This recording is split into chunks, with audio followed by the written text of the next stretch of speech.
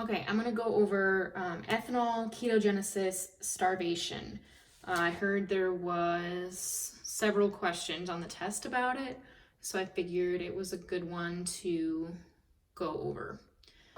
All right, so the process of ethanol breakdown, it'll make sense if I just start at like glycolysis, gluconeogenesis, Krebs cycle. So your body uses glucose as energy.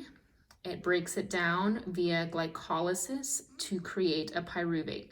This happens in the cytoplasm. Pyruvate then gets oxidized into acetyl-CoA.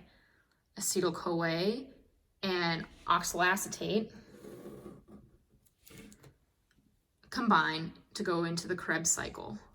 So just know that acetyl-CoA and oxaloacetate combine, and they have to be together in order to start the Krebs cycle in order to make ATP.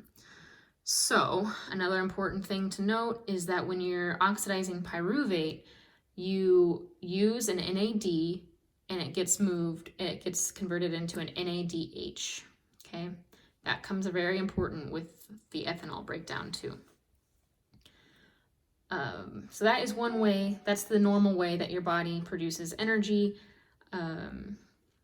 via glycolysis. So glucose gets converted into pyruvate, two pyruvates actually, and then pyruvate gets oxidized into acetyl-CoA. Acetyl-CoA combines with oxaloacetate to function the Krebs cycle. Oxaloacetate and acetyl-CoA are the gasoline to the Krebs cycle, okay? Pyruvate can also do the reverse and go back to glucose. So that is called gluconeogenesis. It's important to know also that in order for pyruvate to go back to a glucose, you also use an NAD to convert to an NADH in order to create oxaloacetate. And oxaloacetate is then converted into glucose. And that's so that process is called gluconeogenesis. Pay close attention that you're also using an NAD here and you're using an NAD here. So these two should be in equal amounts throughout the body. But when your body is ingesting alcohol or ethanol, alcohol is ethanol, it also uses an NAD to an NADH to make acetaldehyde. Acetaldehyde happens in the cytoplasm, and then acetaldehyde moves into the mitochondria to get converted into acetate. Okay? Both of these steps, this is how ethanol is broken down. These two steps, ethanol to acetaldehyde to acetate. Both steps require an NAD to go to an NADH in order for these to function. So if you think about it, you're using an NAD here, you're using an NAD here. So you're going to be low on your NADs and you're going to be high on your NADH. So if you are low on your NAD and you're high on your NADH, well, you can't convert pyruvate to acetyl-CoA because you might be out of your NADs. So you can't get acetyl-CoA. You also can't convert pyruvate to glucose via gluconeogenesis because you don't have all the NADs if you've exhausted them. So if you cannot produce oxaloacetate, you don't have the gasoline for the Krebs cycle. So you can't break down a pyruvate to a glucose. So you have hypoglycemia because you can't go through this process. And in fact, you can't even convert a pyruvate to an oxaloacetate because you don't have NAD. So you don't have the gas for the Krebs cycle. You can break down the current glucose that you have in your body via glycolysis to get the pyruvate, and you can make acetyl-CoAs from fatty acids as well. So what's happening in your body is that you have a lot of fatty acids. You can start breaking down fatty acids to get acetyl-CoA, or you can break down pyruvate into acetyl-CoA. So you have all these acetyl-CoAs, but you don't have oxaloacetate because you don't have enough NAD to produce oxaloacetate. So you have all of this acetyl-CoA floating around, and it really wants to make energy. So it goes through ketogenesis to make ketones, and your body can use ketones for energy.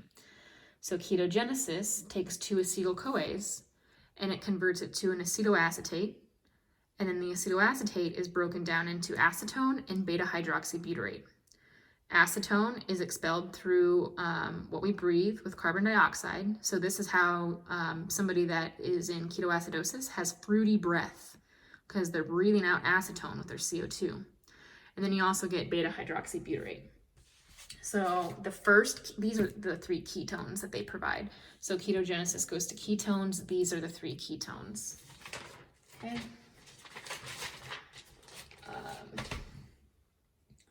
So that is how alcoholics have fasting hypoglycemia, because they don't have enough NAD to convert pyruvate to oxaloacetate to then go to glucose. So they get a low fasting blood sugar, but they are using all of their glucose to break down to make acetyl-CoA. They eventually run out of that. Then they use their fatty acids, and then which goes into ketogenesis to make ketones. The same is true for starvation. So if you don't have glucose in your body because you're starving and you're not feeding your body, you aren't going to be able to break down glucose. So you're going to start using fat. So then you break down fatty acids to acetyl-CoA, but you're not going to be making pyruvates because you're not going through glycolysis. So you don't have acetyl-CoA, or you don't have oxalacetates to fuel the fire for the Krebs cycle. So you have all this acetyl-CoA. It's got to get used somewhere. So it goes into ketogenesis to make ketones, the three ketones: acetoacetate, which then gets broken down into acetone and beta-hydroxybutyrate.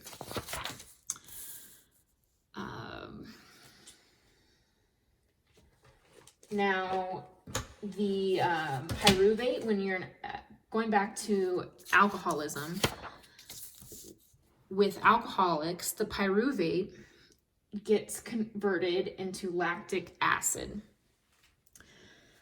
because your body has a lot of NADH and it's trying to compensate and make more NAD, so it can go through gluconeogenesis to create oxaloacetate so it can feed the Krebs cycle. So your body is trying to get it to work properly so that it can use the Krebs cycle. So pyruvate gets converted, pyruvate oxidizes to lactic acid by taking an NADH and going to NAD. So pyruvate will go to lactic acid by taking up one of those free NADHs that we've been creating all over the place by digesting alcohol, and convert it into NAD+, which we can use to fuel the citric acid cycle. But as a result, you're getting lactic acid, and a buildup of lactic acid will give you lactic acidosis.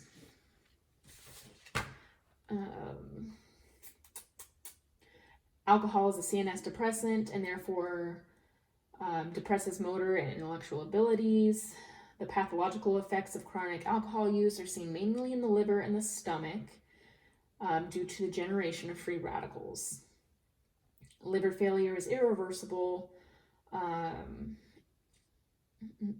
Some studies have shown that light drinkers have a lower cardiovascular mortality than non-drinkers, so that was kind of interesting.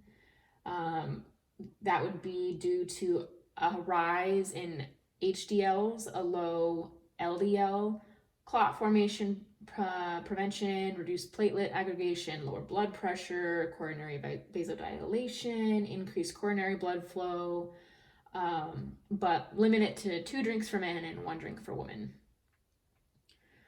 I did note here also that fetal alcohol syndrome is a spectrum of clinical manifestations, that a pregnant woman is drinking alcohol, then it affects the baby. Diagnosis of that would be the smooth upper lip, a thin vermilion border, and small palpable fissures.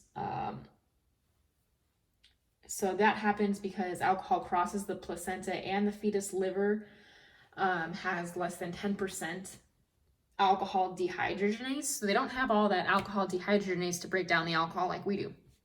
And the amniotic fluid kind of lets it just linger there and prolongs the fetus exposure to the alcohol. So it can kind of just live in the amniotic fluid and continually feed the baby alcohol, even though you currently aren't drinking alcohol. It affects the development of the brain, prevents the brain from developing, and causes brain tissue malformation. Okay, that's it.